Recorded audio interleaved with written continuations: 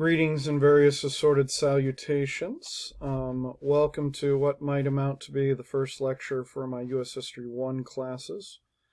And what this is a brief introduction looking at the Americas, North, South, and Central America, pre-Columbian era, before European contact. It's kind of just an introductory. It goes a bit into geography and a few other geography, the peoples. It's a very simple introduction, and that's largely because U.S. history classes usually move on quickly to the American Revolution. However, it's important to understand the context of the continent, the geography, and the peoples before the Revolution, because the American Revolution doesn't just pop out of nowhere.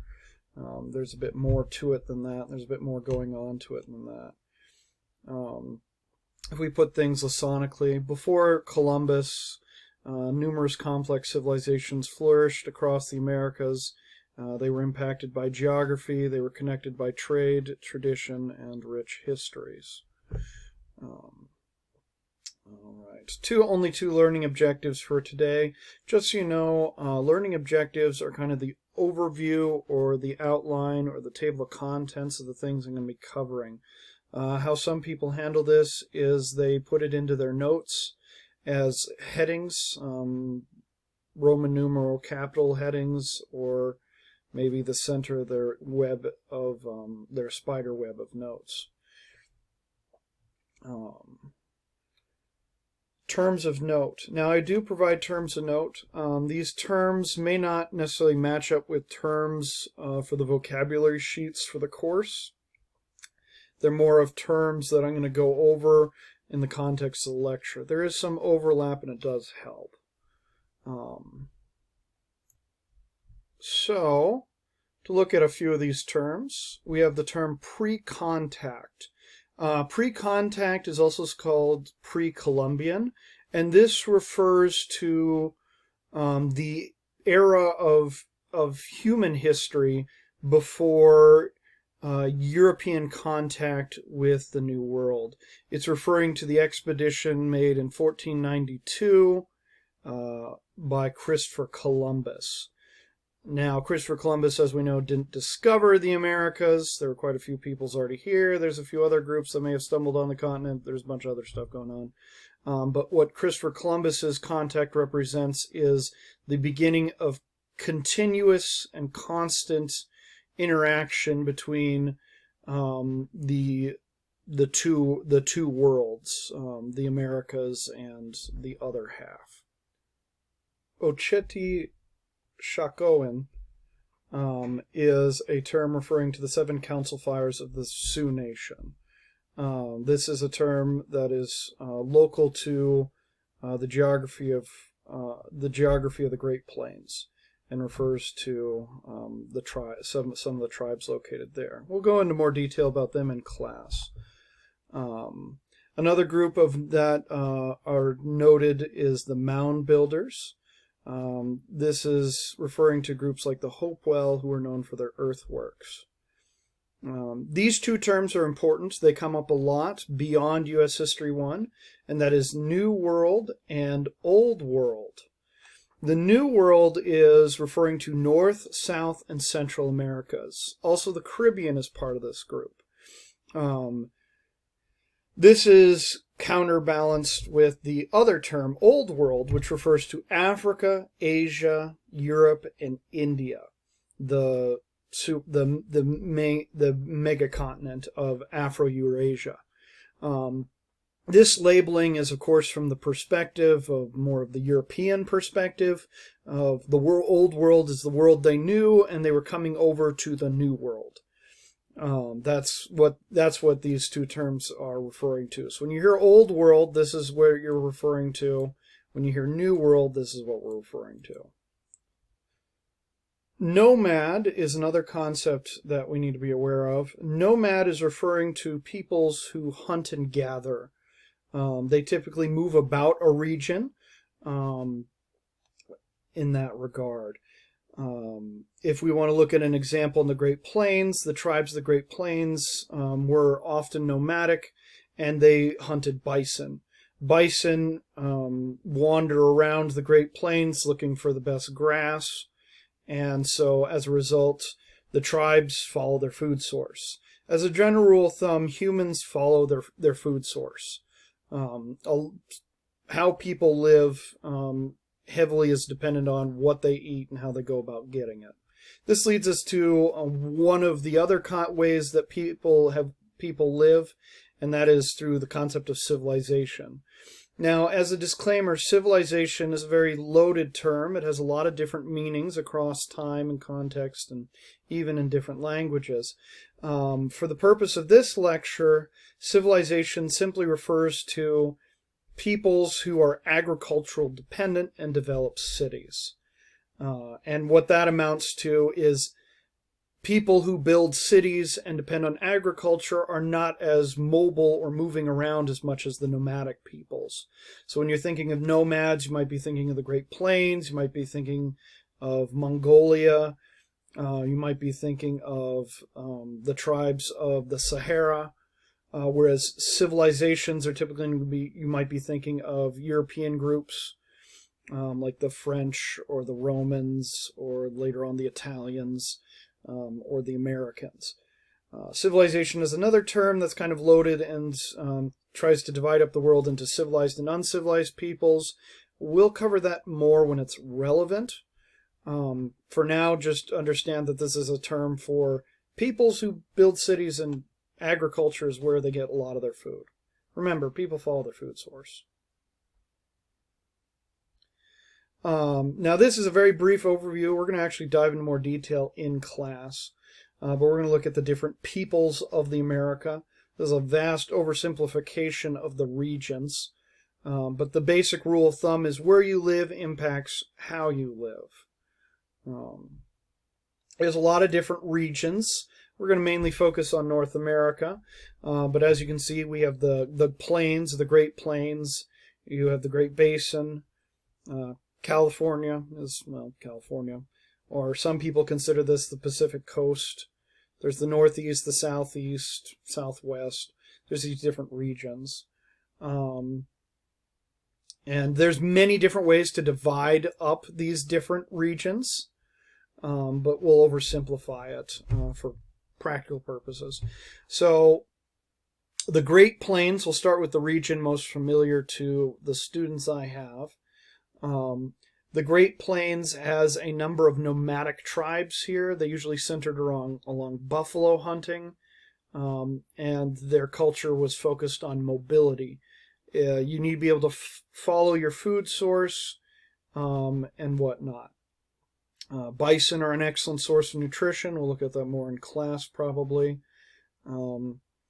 And despite the fluffy cows being large and looking friendly, they're actually quite violent. So that meant that the tribes that hunted bison had to figure out how to do it without getting hurt.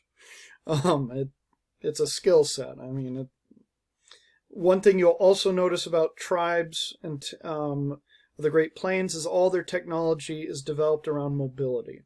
Just as a general thumb, when you hear the word technology, what that's referring to is humans developing something to better meet the challenges and needs that they face in life. There are many examples. If we're looking at the Great Plains, the teepee is an excellent example. The teepee is a tent that is very durable. It's very mobile. You can pack it up and move it easily. You can also set it up, and the design can withstand the winds of the Great Plains. People develop technology wherever they are to better make their life easier, more convenient, or meet the challenges unique to their circumstances. The other group that we look at, and this is going to be the groups that interact with the founding fathers, the early American colonists, and those are of the eastern woodlands. Their lifestyles very different from the Great Plains Native Americans. The Native Americans of the eastern woodlands are more farming and fishing. They did a lot of small game, a lot of fishing, gathering what they needed. They were more likely to have less mobile villages, or they might move between different places depending on the time of year. Like if the fishing is good at one point in the year, they might go to the fishing area and live there for a bit, and then they might move inland, or they might move somewhere else in the winter, to better adapt. The other group that is worth noting is the Pacific Northwest. So you're looking at California, this area over here. And their cultures are quite famous for their fishing, even in some cases whaling as well. They had to factor in dense rainforests into their lifestyle. And so a lot of them depended on coastal resources to make a living. The other major region of note, which once again we're vastly oversimplifying this, but we also have the Southwest. Now the Southwest is going to have people, probably the most famous group, if you haven't really studied anything, is the Pueblo. The Pueblo peoples, they had to figure out how to live in very harsh, hot weather, desert-like conditions, which means hot days, cold nights, not as much or as consistent rainfall, but when it does rain, it does rain. These people were famous for their pottery, which was great for storing things like water and food. You develop the technology to better help you survive. Here's a picture of a teepee as an example of a technology developed to meet the needs. The way it's structured, it uses local materials such as animal hides, bison. Later on you'll see cloth, but that's much later on. But these teepees are designed so that they can be collapsed and moved out, pulled out, and they're also designed so that they can withstand the high winds of the Great Plains. If you've ever been camping with the wrong kind of tent, you understand completely what I mean about high winds. I've known quite a few troops, Boy Scout troops, who have chased tents a considerable ways in the Great Plains. Anyways, now there are a lot of different groups. The Americas, the New World, is a huge continent, and there are a lot of different groups. This is just showing some of the tribes that came into contact with the English settlers, for example, and the French as well. And there are a lot of different groups, a lot of different people doing different things throughout the New World. You might recognize some of these names. You might not recognize as many of them or any of them, but there's a lot of different peoples. If you go down further south, you run into other groups. Most of the civilizations or city building groups that we find in the Americas are going to be located in South and Central America. Probably the most famous ones, which you should be hitting up in your world history or ancient civilization classes, are going to be the Aztecs, the Mayans, there's the Toltecs, the Inca. There's a lot of these different groups. They built grand cities. And these grand cities were built because that's what was most convenient to what they needed. When you get to the Aztec, for example, and the city-states surrounding the Aztec, they found that agriculture was a great way to make a living, and so they built these cities and then they surrounded them with agriculture, or in the case of the Aztec capital, they developed water gardens, which must have been wonderful because you never had to water them. They were basically just kind of rafts that floated on the lake with plants, kind of these kind of barges almost. You can see kind of in this illustration here. But that was what worked for them.